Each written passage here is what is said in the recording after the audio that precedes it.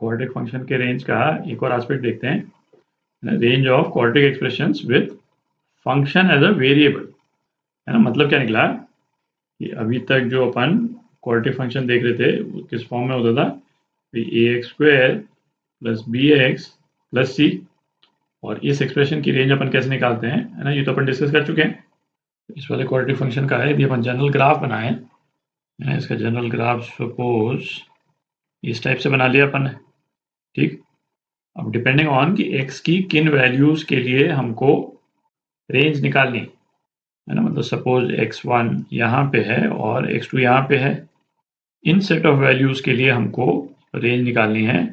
तो हमने क्या डिस्कस किया था कि हम ग्राफ का कौन सा पोर्शन सेलेक्ट करेंगे, ये वाला पोर्शन सेलेक्ट करेंगे, ये वाला पोर्शन हम सेलेक्ट कर लेंगे ग्राफ का, और इस वाले पोर्शन में जो भी मिनिमम और मैक्सिमम वैल्यू है ना, जो यहाँ पे दिखाई दे रहा है, भाई ये मिनिमम वैल्यू हो गई और ये यहाँ पे है ना, ये मैक्सिमम वैल्यू हो गई, तो ये हमारी रेंज हो गई, ठीक।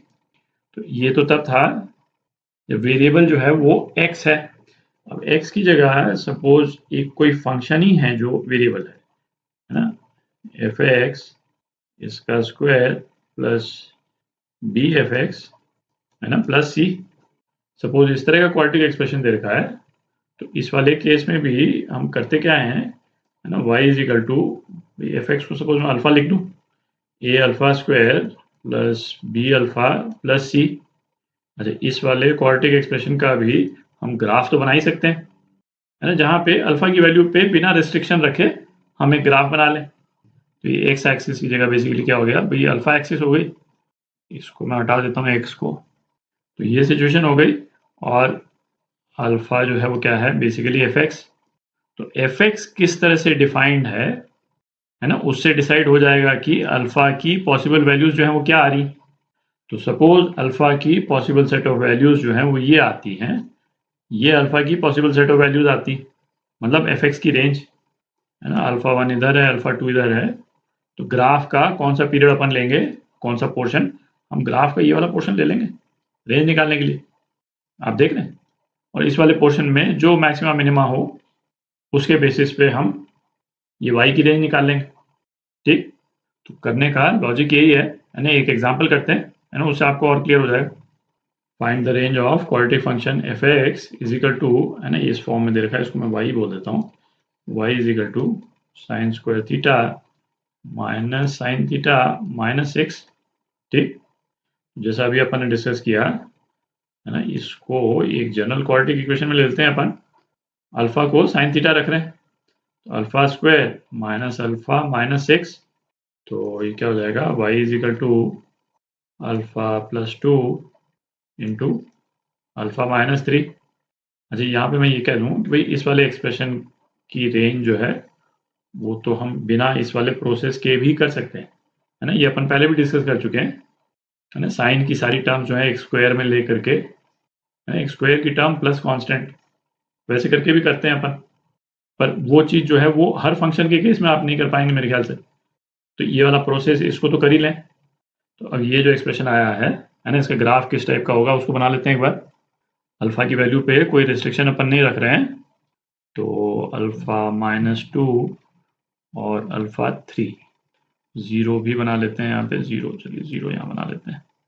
तो इसका ग्राफ जो है इस फंक्शन का कुछ इस टाइप का हो जाएगा, दिख रहा है, ये इस टाइप का हो गया, ठीक। अब देखें अल्फा जो है वो अपन ने क्या लिया था, साइन थीटा, ठीक। और साइन थीटा की रेंज जो है वो क्या रहती है, ये तो -1 से 1 के बीच में वेरी करेगा, ठीक। तो अल्फा की वैल्यूज जो है वो कहाँ से कहाँ वेरी कर रही है, -1 से 1।